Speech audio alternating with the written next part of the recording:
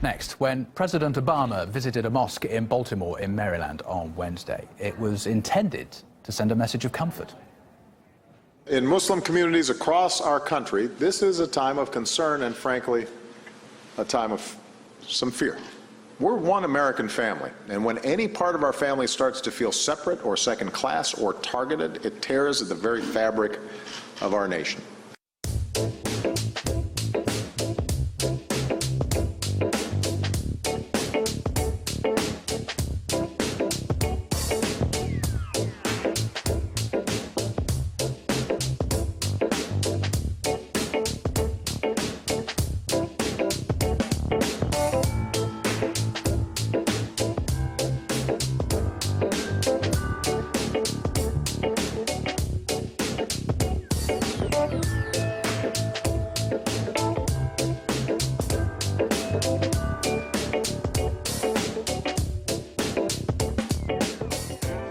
There is a growing frustration with President Obama, where many people in our community feel that on the one hand, rhetorically, he says a lot of good things and speaks out against Islamophobia, but at the same time, some of his policies, in fact, negatively or adversely affect the American Muslim community. You know, since the presidency of Mr. Obama, Islamophobia has increased dramatically in our country, and the irony of today's speech, in which he invoked Paris and what Daesh is doing halfway across the world, which has nothing to do with the American Muslim community, is that he is, in a way, passively reinforcing the framework that Muslims and terrorism, or American Muslims and terrorism, always are synonymous or have to be in the same conversation.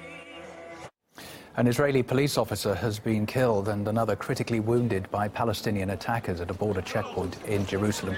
All three assailants were shot dead by security forces. The terrorists were armed with machine guns and bombs, which failed to explode. It's the latest incident of violence between Israelis and Palestinians since tensions surged last year. Fresh clashes have broken out in Turkey's southeastern province of Sirnak.